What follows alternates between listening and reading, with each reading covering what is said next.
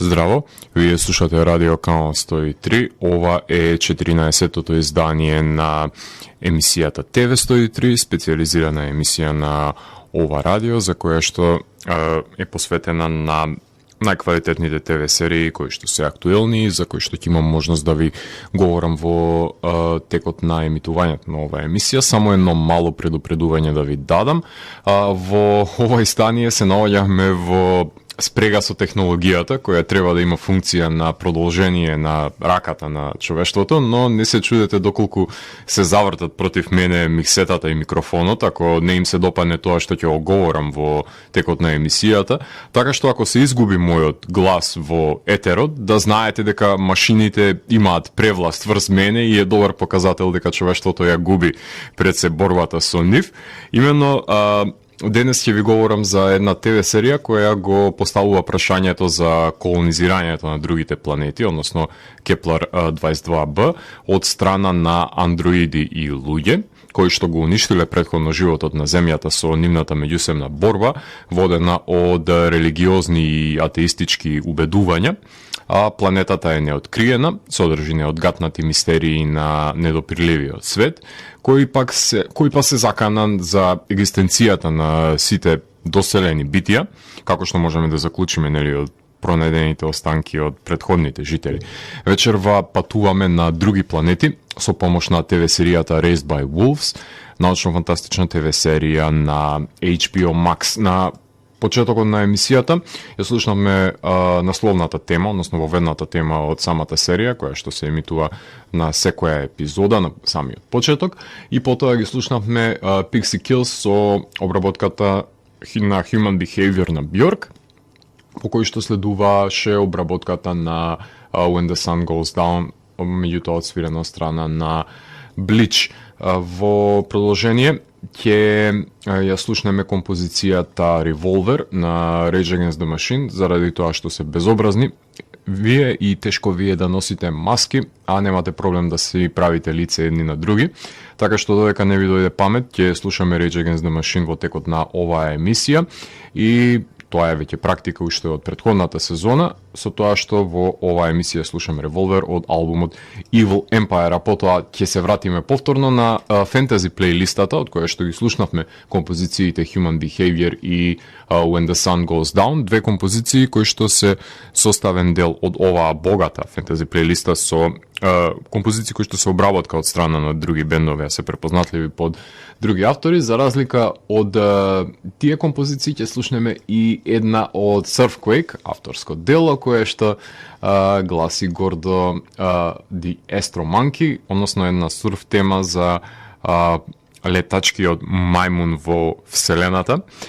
кој што открива очигледно други планети благодарение на неговото вселенско летало. Потоа ќе слушнеме најавата, конкретно трейлерот за Raised by Wolves. Доколку сакате да дознаете што се случува на планетата Кеплер 22b, кај што се одвива војната помеѓу андроидите и луѓето за иднината на човештвото, тогаш вие сте на вистинската фреквенција, која понира од сферата помеѓу појавното и имагинарното, кај што се крие еден притаен меѓусвет, нудејќи можности за одгатнување на енигмата на постоењето. Јас сум Златко Ѓелевски, а вие останете вклучени. Започнува програмата на ТВ 103. Вие слушате Радио Канал 103, ова е 14-тото издание на емисијата ТВ 103,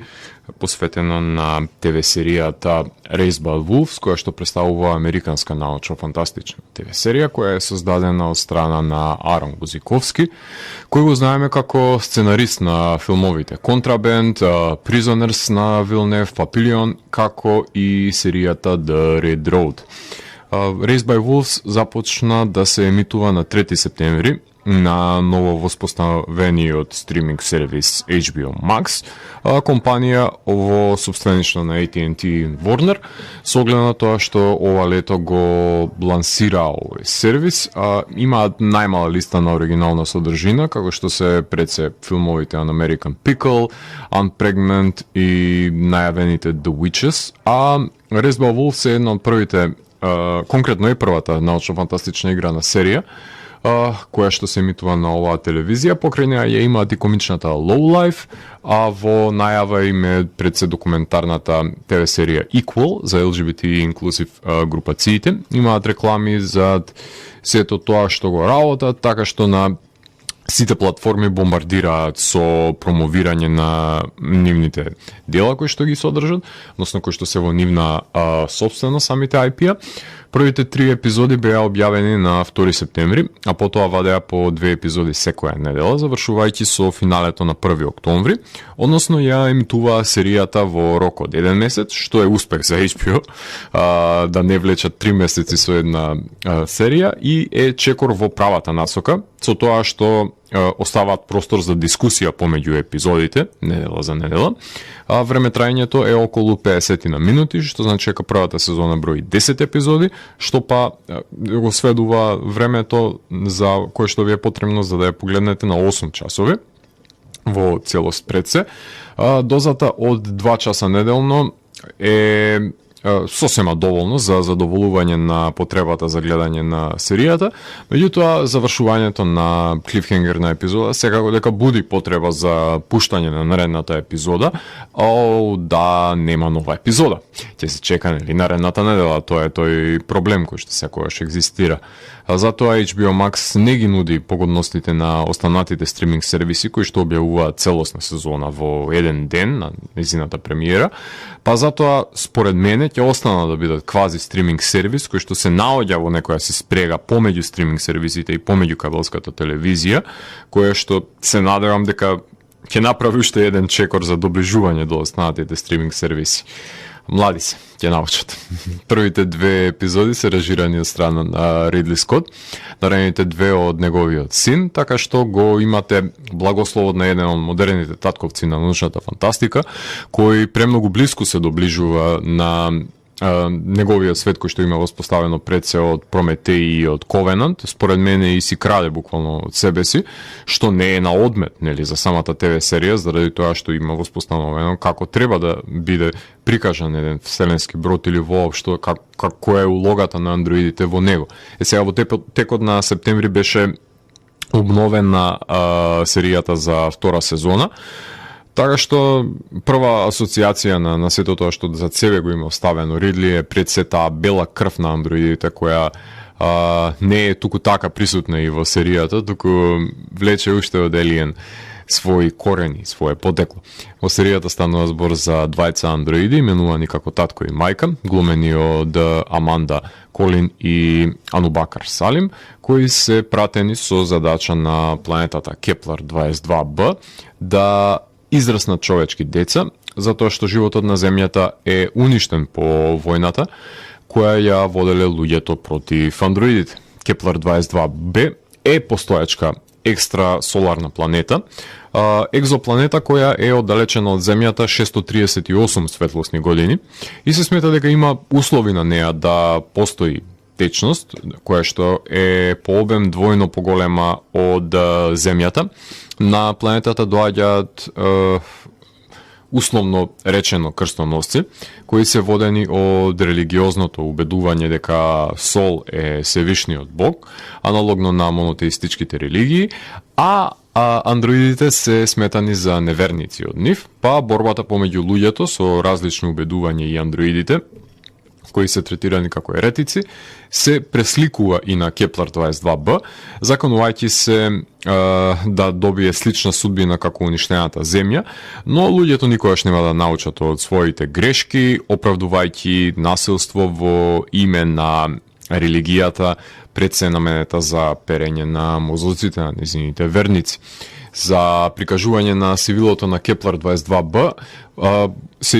искористена е потребата за снимање на серијата во Кейптаун, односно во Јужна Африка, давајќи соодветна визура на серијата со пространи предели, со минимална вегетација и пустинест, односно карпес предел. Тие наоѓаат и джиновски дупки и скелет од джиновски змии кои живееле претходно на планетата, кај што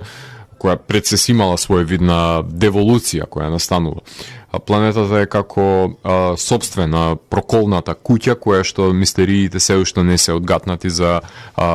луѓето кои што стапнуваат на ова непознато тло, иако Кеплер 22b пред се е сметана дека има водена површина, односно дека има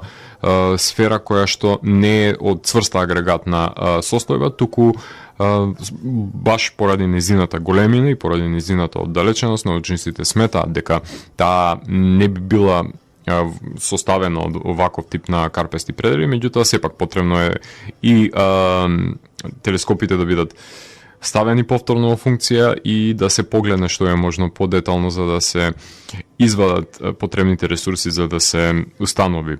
каква е структурата пред се на Кеплер, меѓутоа сепак научниците се обидуваат да откријат планети кои се на 100 светлосни години оддалечени од нашата земја, за да може да биде догледно во следните 10 години, нели, да може да се испрати некаква сонда за да се добијат фотографии од нив. Да се вратиме во реалноста, каде што уште во 2018 година на нашата земја беше најавено дека серијата ќе биде продуцирана за TNT, така што HBO Max најдоа за погодно да ја искориста серијата за лансирање, односно за популаризирање на нивната платформа. Арон Гузиковски е мастермајндот кој што стои зад серијата, кој го води подкастот за оваа ТВ серија, кај што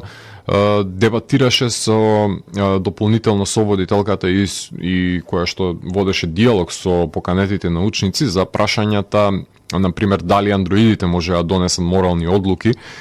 дали вештачката интелигенција има емоции, нели, со вметнување на програма за родителување во нив, со импулси кои што се наоѓаат надвор од нивниот припишан код, со вокабулар на воведување на вештачки емоции во нив, потоа за значењето на супериорните битија кои ги создаваме со емоционална интелигенција и пред се емоционална приврзаност со уреди кои што ја стекнуваме со четботови, со вештачка интелигенција представена како инфлуенсери. Значи, како човекот и технологијата споделуваат сознание ни за други и пред се споделуваат емотивни состојби и квалитети, дали воопшто треба да се почне живот на нова планета ако сме автодеструктивни битија кои што создавајќи проблеми за себе, кои си ги носиме со себе каде и да идеме, конкретно и на планети до кои нема да стигнеме додека сме живи, во која доба на еволуцијата на искористување пред се на кислород кој што екзистира на нив, што може да ни посведочи пред се античката религија на нашата планета, за нашата собствена иднина, односно сличноста на митреизмот, односно на божеството Митра, кое што мигрира магично од Персија кај римјаните, и пред се која е значењето за самиот креатор со обвивката на албумот на Blizzard of Oz на Ози за создавањето на самото летечко битие. Дали се моќните оружја ќе го чуваат човештвото да биде безбедно или ќе бидат па употребени против него, нели, за неговото уништување. Нели, сите мислат дека се во право со спортивните убедувања кои што и поседуваат, меѓутоа во криза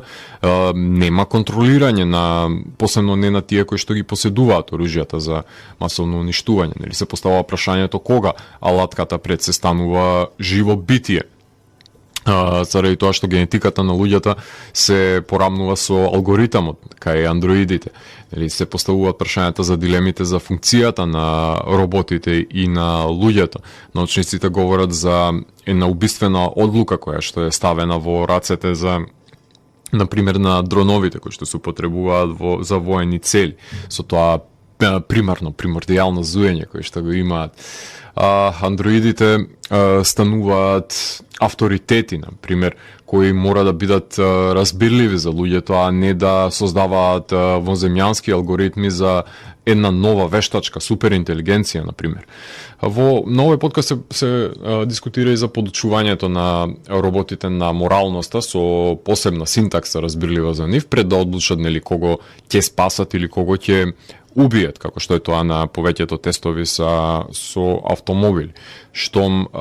добие еден уред самосвест, ќе се само напредне, но од една страна ќе помогне таму кај што човекот не може да смисли решение. Така што вечни се дилемите за добродетелноста или па за анимозитетот на напредокот на технологијата со овај исчекор, заради тоа што сепак има индивидуи кои ќе го злоупотребат тоа или ќе го искористат за добротворни цели. Така, например, мисијата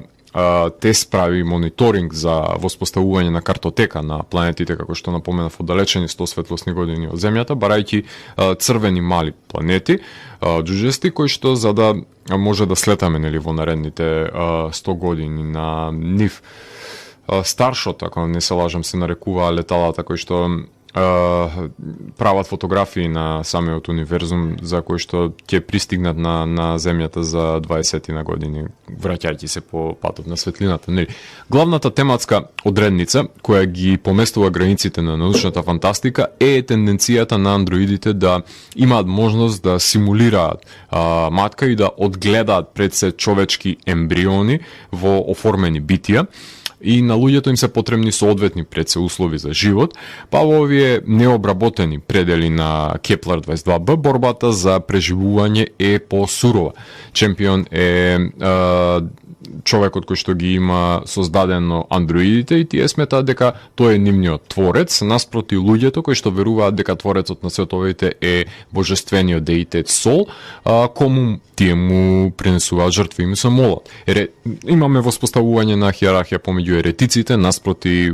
правоверниците. Овој дуалитет со античките религии и технократијата доаѓа до судири на самата Земја, што се рефлектира и на новонаселената планета со држање на децата како заложници, освојување на територија, уценување пред се и физички пресметки помеѓу двата табори. Меѓутоа, овие две фракции имаат своји оружја, од кои, например, мајката е премногу моќна, благодарение на очите кои ги има подарено создавачот, кои наводно ја засилуваат секоја нејзина способност, што не е доволно добро дефинирано и доловено во самата серија, иако има неколку пресврти во поглед на монструмите кои се наоѓаат на планетата, кои исто така се држат под велот на мистеријата, како и на вистинските побуди на мисијата со која се пратени андроидите да ја колонизираат планетата. Војниците се составен дел од митраичката мисија за колонизирање на планетата од страна на луѓето, која се коси со таа на андроидите поради тоа што доаѓа нивниот конфликт на преден план. Иако во првите епизоди се допираше повеќе до визуализацијата на Ковенант и на Прометеј и на Ридли, кај што андроидите го предводат човештвото со ембрионите понесени со себе, патувајќи во крионик-собите на вселенските летала, кога ќе дојдат крстоносците, условно ќе ги нарекувам така заради тоа што се пресликување на некоја си религиозна фанатичка дружина, веќе се создава конфликтот помеѓу андроидите и луѓето, меѓутоа претходно се напоменува една друга нишка на конфликт во самите роботи, односно дали се добри родители и ред други ги судири помеѓу тоа што се случува на планетата, тестирајќи го пред се кодот кој го поседуваат, заради тоа што се пренаменети, односно тоа е наменет со цел да ги заштитат луѓето, кои постепено им умираат, иако претходно имале тие друга намена на самата Земја. Тука се тестираат моралните и етичките норми на роботите и дали тие може да ги поседуваат пред се, кога се моќното оружје ќе се препушти во нивните раце. Присилното наметнување на религијата на Сол врз децата, како што роботите ги присилуваат нив да се отклонат од неа и да веруваат во нивниот создател Чемпион, исто така се коси со едната со другата практика, меѓутоа двете ја имаат истата цел и истата намена за присилно наметнување на едно убедување врз младите. Колку Ридли Скот да негира дека мајката не се базира на Метрополис на Фриц Ланг, сличноста со бронзениот штит кој го добива штом ќе полета е непореклив. Искрено, и иако тој смета дека инспириран било статуата на Атлас која чува светот пред палатата на Рокфелер, така што од колонизирачките научно-фантастични филмови, значи поаѓајќи од Планетата на мајмуните и Елиен до андроидите на Екс Махина, сите филмови се сродни со оваа серија, која што пред се е наменета на љубителите на научно-фантастичниот жанр. Raised by Wolves, Pentagram, Virtual Faith, Nature's Curse, Infected Memory, Lost Paradise, Faces, Mess, Umbilical и The Beginning се насловите на епизодите. Зошто последната епизода се вика Почеток, ќе дознаете на крајот на оваа анализа. Арон Гузиковски се фали дека не земал часови за креативно пишување, ниту пак студирал литература, така што таа негова фалба е една од најслабите страни на оваа серија, затоа што структурирањето и предсераководењето со дејствието и со ликовите си има своја номенклатура и принципи кои доколку би ги научил, мислам дека би се би ги скротил поголемите проблеми со кои што се налетува на нив и не би ги имала серијата тие потешкоти за доловување на судирот помеѓу овие две раси, но затоа потоа тука може да направиме една кратка музичка пауза, односно во продолжение слушаме уште композиции од богатата фентези плейлиста на оваа ТВ серија, односно ќе ја слушнеме обработката на Man on the Moon на Рем од страна на The No Reasons, потоа Here Comes the Sun на Beatles ќе слушнеме верзија на Jam. Ако имаме време, би ја слушнале Love Rain on Me на кое што е изведено од Кали Малпласт, односно станува збор за обработка на Pearl Jam, потоа во контекст на Дейвид Боуи има две композиции, нема да ја слушаме The Man Who Sold the World, заради тоа што верувам дека е преслушана. Ќе слушаме Wild is the Wind, која што е обработка на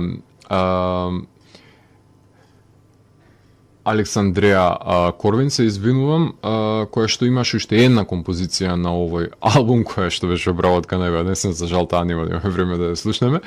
И ќе ја слушнеме електронската верзија на Set the Controls for the Heart of the Sun на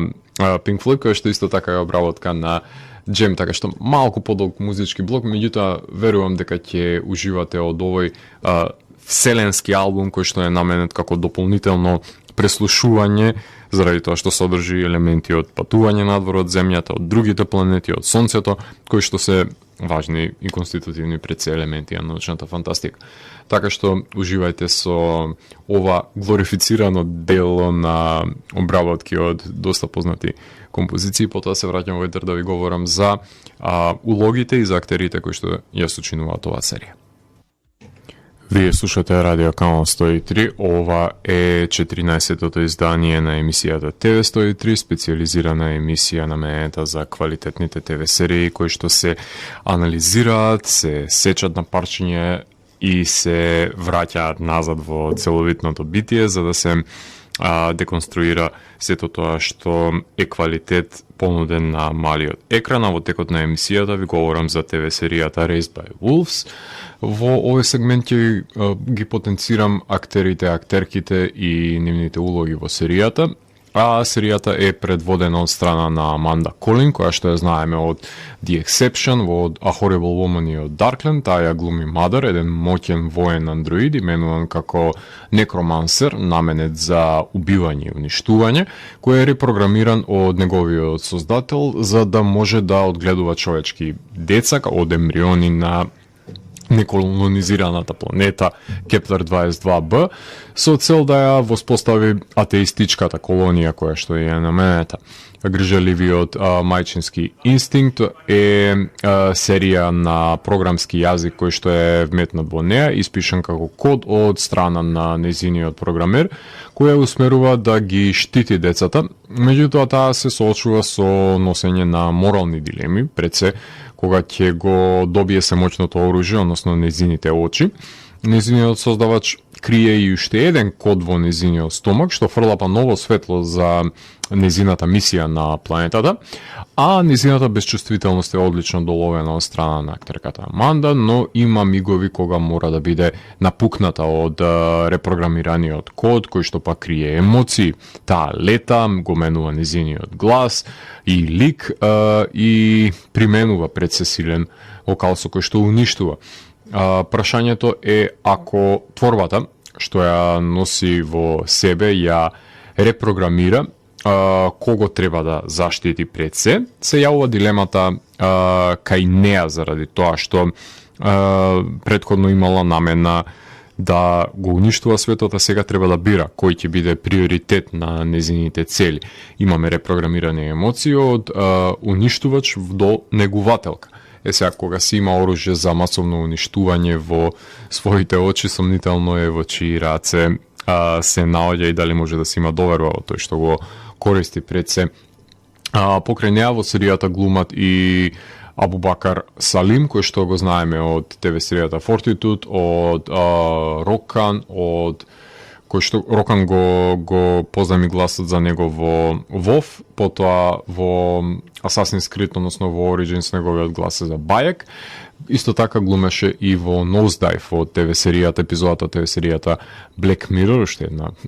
футуристичка серија. Тој го глуми Father, кој представува андроид наменет за служење, репрограмиран да ги заштити и да се грижи пред се децата кои што се донесени на планетата Кеплер 22b, атеист налик мајката со јасна функција на заштитник, односно функција која ако не ја изврши ќе биде комплетно бесполезен, барем така потенцира неговиот код, во кој што има татковски шеги, односно впишани се вицеви за забавување на семејството, подпората која е потребна на семоќната мајка, соодветно глумен од одличниот Абубакар. Сега и харизматичен пред се соглед на шегите кои му се дадени за да располага со нив. Покрај него во серијата глуми Винта Мегрет, односно го знаеме од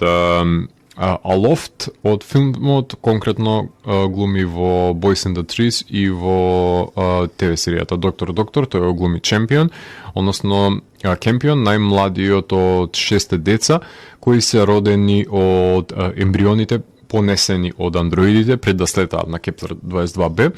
Единственото дете кое ќе преживее од неговата групација, растргнат во религиозните убедувања кои што се на децата од страна на војниците и атеизмот на родителите, кој што води пред се за асимилација од двата табори и мора да одлучи на кој ќе се приклучи. Неговиот глас е нараторот на серијата, што може би значи дека ќе биде избраниот лидер кој ќе преживее во иднината, меѓутоа не мора ни тоа да значи во тој контекст. Како и да е, неговите браќа и сестри умираат од труење од радиацијата преку храната и тој останува да го, условно кажано, предводи таборот на луѓето во оваа серија, која што глуми исто така и Ниамар Алгар, односно таа глуми од ТВ серијата My Name is Lizzie, во ТВ серијата The Last Ride, во Mother, Father, Son, во Pure, во The Bisexual и во филмот From the Dark. Таа во оваа серија глуми Сью, односно Мери, војничка атеистка, партнерка на Кейлеб, која на земјата ја има убиено вистинската Сью и нејзиниот сопруг Кейлеб, кој што представува митраик пар. Мери го променува својот изглед и своето убедување, меѓутоа изгледа со помош на пластичната операција, за да личи на Сю и да може да се качи на арката која што одлетува на земјата како медицинско лице. Меѓутоа, убиената Су има и дете, за кое ќе мора да се грижи. Иако најпрвин таа не верува дека може да се справи со таа новозададена должност, но откако ќе биде одземен тој од неа, таа ќе започне да трага по него и ќе се развие тие мајчински инстинкти кај неа. Покрај неа, нејзиниот партнер е Тревис Фимел, односно актерот кој што глуми во ТВ серијата 50 States of Fright, конкретно од првата епизода режирана од Ридли, се извинам, Сем Рейми. Потоа глуми во филмот Lean on Pete, тој го знаете како Рагнар од ТВ серијата Vikings, глуми во Warcraft, глуми во The Experiment. Тој во оваа серија е Маркус, односно Кейлеб, партнерот на Мери, кој исто така е војник атеист на почетокот, кој на земјата го има убиено вистинскиот Маркус и Ису, кој исто како и неговата сопруга прави пластична операција на своето лице за да наликува на Маркус и за да може да се качи нели на арката, за да одлета од земјата, да се спаси. Меѓутоа на Кеплер 22b добива наплив на визии од Сол, односно божеството, кои ќе преминат во едно комплетно лудило. Тука Сол секогаш земајте го предвид со наводници, дека го потенцирам. Тој се соочува најпрвен со Емброуз, предходниот лидер на Митреик верниците, кој не е ништо подобар од него и ќе смета дека е избраниот, кој го слуша гласот на Сол, односно неговиот пророк, кој што полудување во неговата глава што ќе замине во шизофренија и ќе создаде јас помеѓу него и Мери, и буквално тој е комплетниот опозит можеби од женскиот робот, односно мајката, со оглед на тоа што тој е атеист, кој што ќе стане правоверник, односно што ќе стане верник поданик на Сол, а таа па односно нејзиниот создател, чемпион Стрџес, на почетокот бил верник, меѓутоа станува атеист. Значи тука имаме една антитеза која што доаѓа наспроти убедувањата кои што ги има самиот Кейлеб. Покрај нив во серијата глумат и доста деца, односно тука ги имаме Джордан Логран, позната од Emerald City ТВ серијата и од филмот Infiltrator. Таа е Темпест, млада девојка која преживува во мисијата на Митраик, на ислетувањето на Кеплер 22b, и има добра причина да ги мрази пред се Митраик верниците поради штетата која е нанесена на нејзиното тело, за кое мора да нели ги сноси последиците, забременета од страна на Хелиодром, односно свештеник силувач, именуван како Ото, кој што го забележуваме со една направа на неговата глава која го држи заробен. И во спротива тоа е всушност еден од неколкуте кој што исто така го слуша гласот на Сол за некој чудо кој што му рекол дека треба да ги силува сите жени. Така што одлично е воден од неговото божество кое што го слуша во секој збор кој што ќе му го каже во неговата глава. Пророштва прва лига. Феликс Джеймисон ја има улогата на Пол, кој што се појавува во Кетрин The Great и во Game of Thrones, односно тоа е биолошкиот син на Маркус и Ису, кој треба Кейлеб и Мери да го растат како свое дете. На негодување на родителот, тој се спријателува со Кейлеб. Тука земете предвид дека родителот веќе има заминато надвор подалеку од неговиот здрав разум. Сомнително дете кое гледа визии на мртвата Тели и паѓа во дупка додека е спасена страна на возрастните. Дали е андроид се поставува во еден дел на серијата прашање, па затоа не му се обраќаат родителите, односно оригиналните родителите кои што наvodno го имаат создадено. Тоа е една дилема која што во почетокот на серијата се развива, меѓутоа се спријателува Пол со Кемпион и воспоставува една интересна релација која што нема да му се допадне на неговиот татко очув во дадената ситуација кој што глуми дека му е татко. Покрај нив во серијата глумат и Ейтан Хазард, кој што знаеме од Гири Хаджи ТВ серијата и од филмот The Dare, односно хорор остварувањето. Тој го глуми Хантер, односно преживеан тинејџер од арката, исто така преживеано девојче од арката е и Холи, која што глуми Асија Ша, односно која знаеме од ТВ серијата Unforgotten. Потоа, покрај нив преживеано девојче исто така од арката која слетува на оваа планета, на Кеплер 22b, е актерката Иви Вон, која што ја глуми Вита. Покрај нив во серијата од страна на војниците се појавува и актерот Матијас Варела, односно се станува збор за актер од Maleficent, Mistress of Evil и Rogue One на Star Wars Story, односно го глуми Лушис, верен воин од Митријак одредот, кој што преживува преследувањето на арката, и секако да не го забораваме тука Космо Джарвис, кој што го знаеме од The Evening Hour, потоа од ТВ серијата Peaky Blinders, од филмот Hunter Killer, од Annihilation, одличното филмско остварување, од Lady Macbeth. Тој оглуми Кемпион Стурджес, односно поранешен научник на Митреик, кој ја менува неговата верба, нели, како што веќе ми напоменав, се бори за атеистичката кауза и е создател на мајката. Детето Кемпион го носи неговото име, меѓутоа тој пред се има ставен сомнителен код во мајката, која таа ќе го отвори кога ќе се врати во незиниот под, да ги погледне пред се снимените спомени во него, што ќе фрли едно ново светло на незината мисија и пред се на заљубеноста која што имала кон незиниот создател, кој пред се постепено детерира и се разболува наводно од радиација. Морам да ја напоменам Елфен Лид сцената, секако дека ќе ми остане во сеќавање од првата епизода, кај што спонтано експлодираат човечките тела при психокинезата која што изведува мајката. Потоа морам да потенцирам дека змии создавале живот на планетата пред да се населат андроидите и структурата на одредот на свештениците не се доволно добро објаснети искрено, како и пентагоналното пророштво за Сиракот кој треба да стане пророк. Меѓутоа, интересно е да се забележат камењата со полихидронски облик и пред се дупките на нив кои што шират, дупките кои што шират исто така топлина како и самите камења, што е интересен феномен.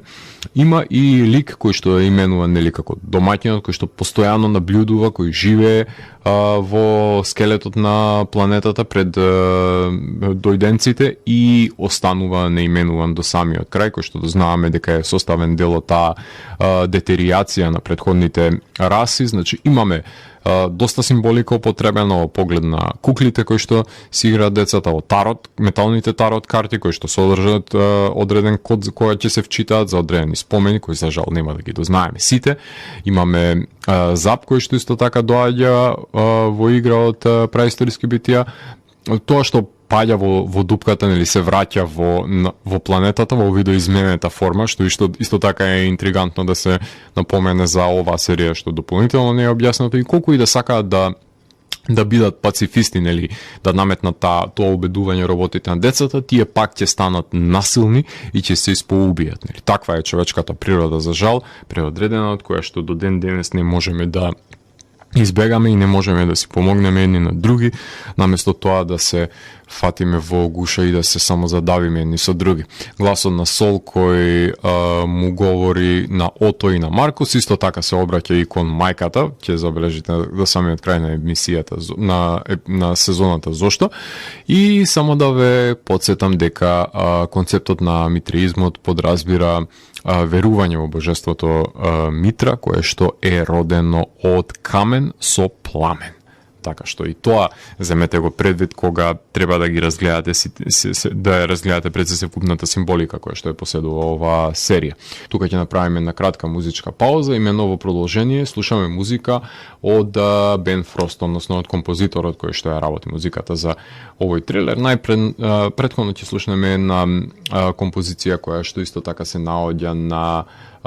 еден трилер, односно на Depths of Bliss, именувана е темата која што е употребена на една од најавите за самата серија, и потоа ќе слушнеме крајните композиции од секоја епизода, кои што се повпечатливи, работени од страна на Бен Фрост, чисто колку да се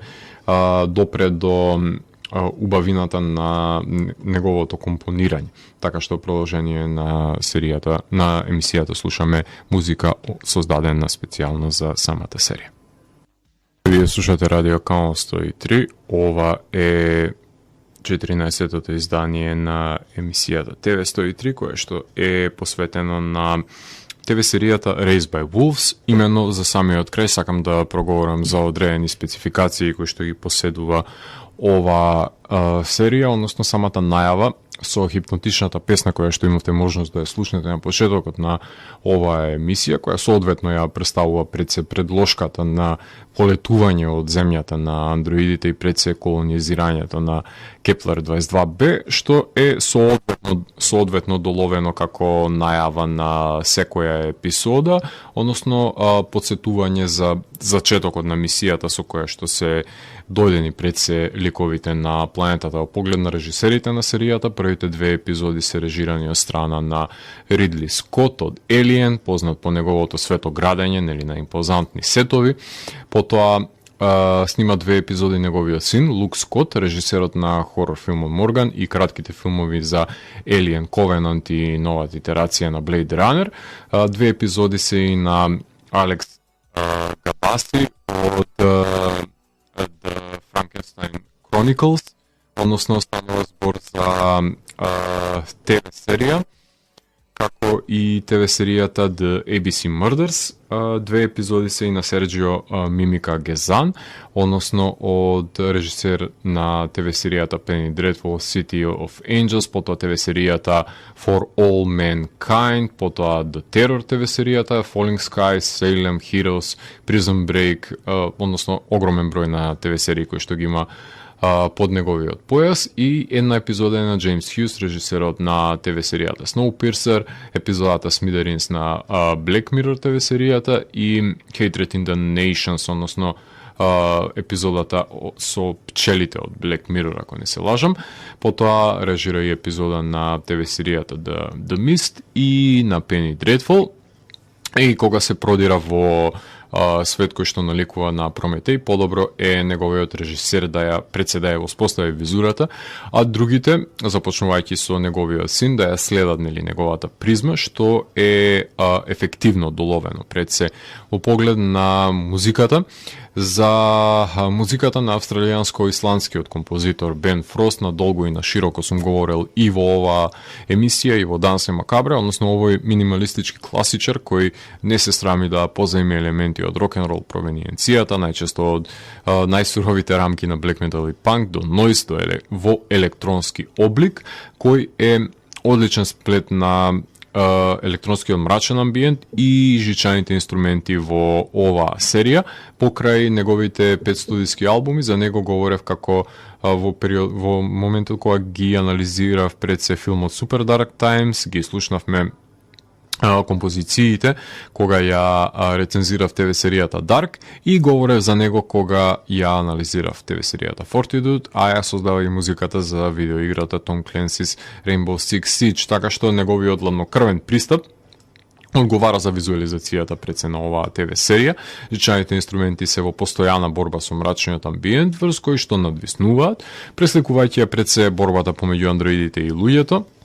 Но во музиката наоѓаат некакво заемно амалгамирање во серијата и не се случува баш тоа така.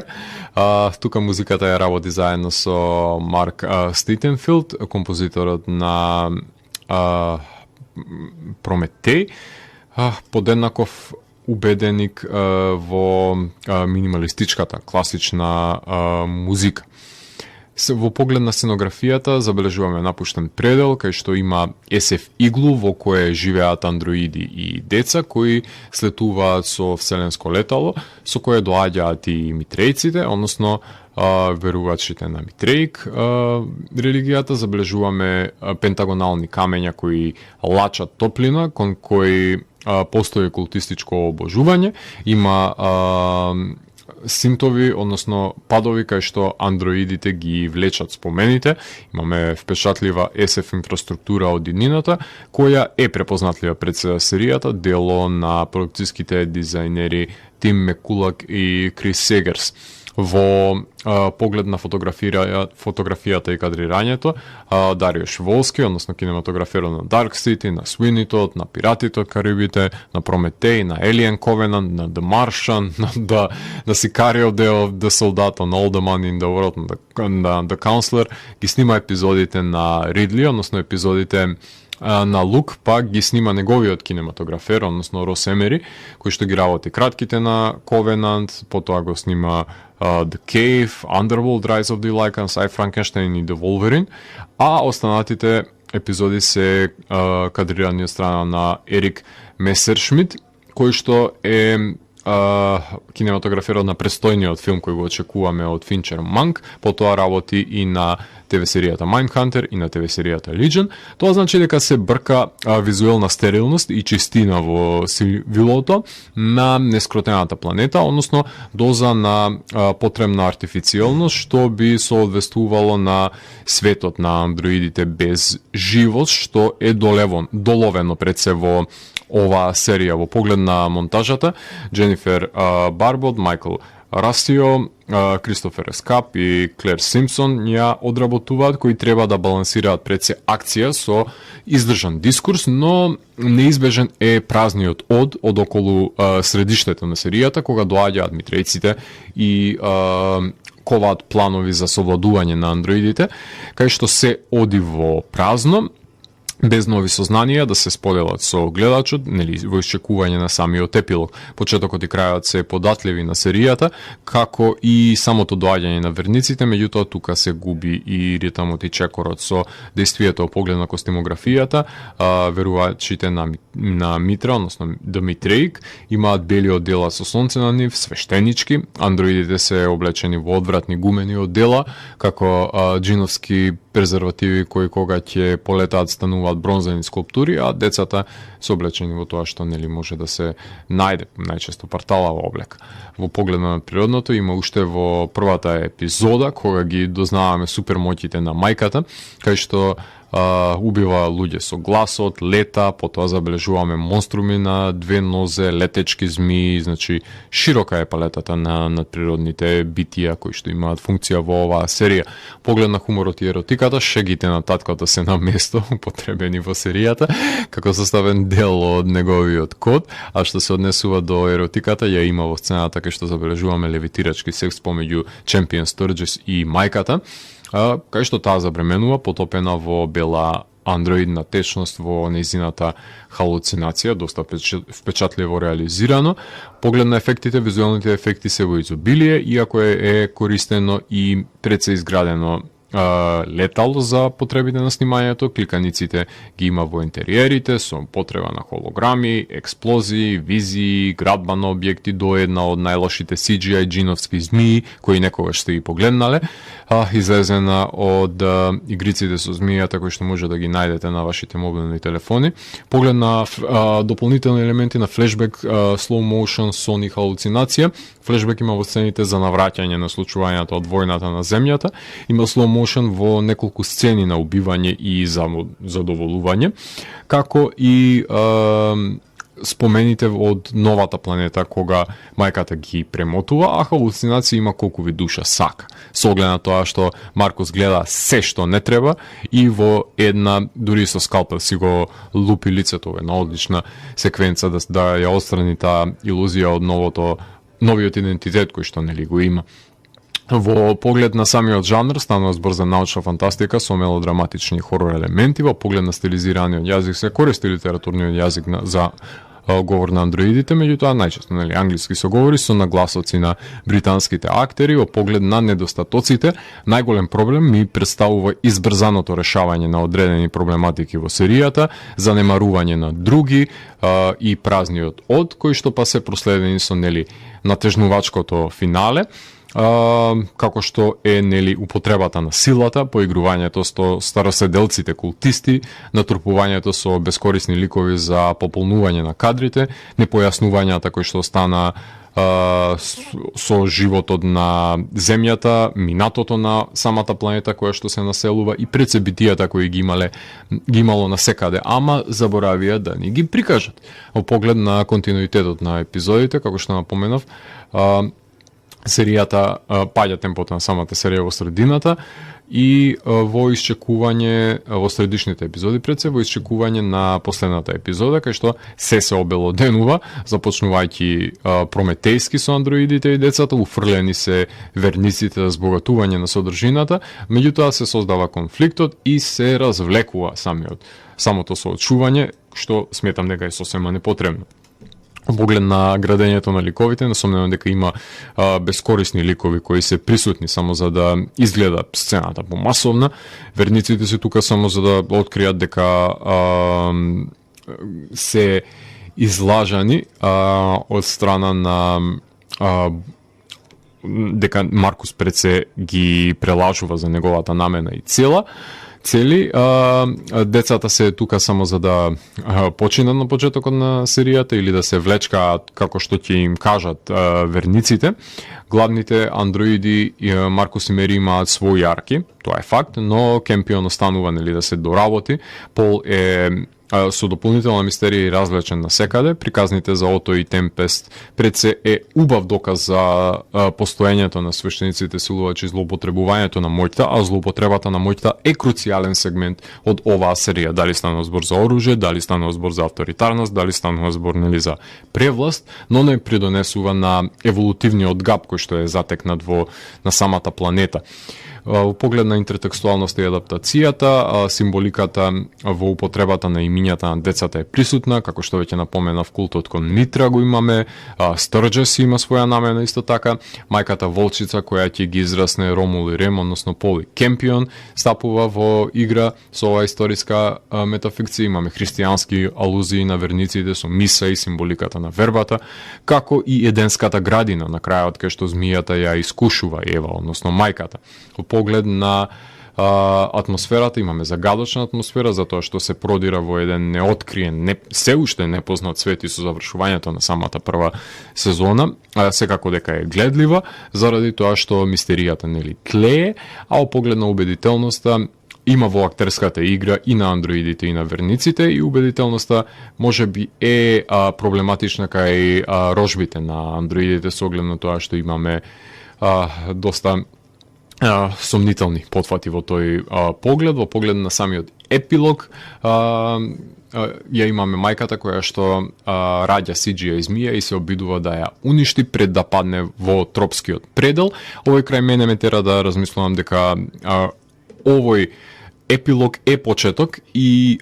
претходно се одвивал со андроидот во каменот, во самата халуцинација, обкружен околу култистите со ќулавки, кој може би претходно родил змија која ја уништила планетата и детерирала пред се жителите. Кој знае сега. Крајот со постоењето на змијата е големо изненадување кое си зема преголема слобода за создавање на живот на андроидите, кој оди еден чекор напред во еволуцијата, која па е тешка пилула за голтање на самите гледачи. Поглед на еволуцијата поради одличните визуелни примеси на исклучителното прикажување на светот, кое е доловено и пред се доволно сроден и доволно иновативен, потоа актерскиот перформанс, арките на ликовите, прашањата кои ги поставуваат за моралната должност и емоционалните пореви кај андроидите, ја евалуирам серијата со 8 од 10, нема поголема инвентивност, кај што ќе погледнеме позначителен исчекор во самиот жанр, освен забременувањето на андроидите во почетокот на оваа серија, што е крајот на Ковенант. Остануваат многу мистерии неодгатнати, што може би се должи на избрзаното пишување и нафрлување на секакви идеи во сценариото. Некои се издржани, некои се комплетно неиздржани, а други се занемарливи, па затоа и не е поголема оценката. Во поглед на продолжението, веб страницата на ТВ серијата, која е блокирана за нашата држава, содржи мапа, кај што се наоѓа најава за втората сезона со линк од тајно место, од збирањето на чекпоинтите. Покрај тоа што има една рикрол мамка, има и еден стрип,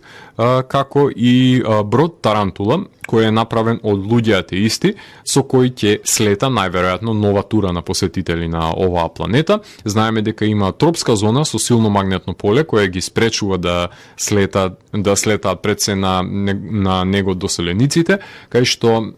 падна андроидите крајот на сезоната и не знаеме што се случува во дупките пред се, дали има уште суштества што што пред се ќе прави и змијата, која што е ослободена, така што имаме многу повеќе прашања кои серијата мора да најде одговори на нив, а не ги дава ниту па криптичните тарот карти кои што беа запалени за тоа што доста кул изгледа, за жал и нема да знаеме што кријат. Поглед на култот на мештани, сака да биде мртва мајката, може би змијата, што ја носи ќе биде причината за уништувањето на животот како претходните циклуси, затоа може би деволуираат, не знам. Дали се мештаните налики инженерите од Прометеј, некаков missing link, дали воспоставуваат со луѓето на земјата, прикажан на цртежите на зидовите на пештерите. Нели, ова се огромен број на прашања, одговорите се надевам дека ќе ги дознаеме наредната година со новата сезона на Raised by Wolves. Тука ќе направиме едно привршување на самата емисија, односно на самиот крај ќе слушаме уште, ако имаме време, две композиции од самиот скоро, односно ја слушаме обработката на True Colors и Parisian Walkways, односно Parisian е од еден од моите најомилени рок-н-рол бендови, Tin Lizzy, така што ќе завршиме со две одлични композиции. Вие го слушавте 14-тото издание на емисијата ТВ 103 со Златко Ѓелевски, кај што детално ги анализиравме погодностите и недостатоците на ТВ серијата Raised by Wolves. ТВ 103 е уникатен сигнал кој се појавува секој четврток на оваа фреквенција и во рок од 2 часа ви нуди длабенски поглед во означењето на актуелните ТВ серии. До наредното издание, гледайте ТВ серии и останете вклучени.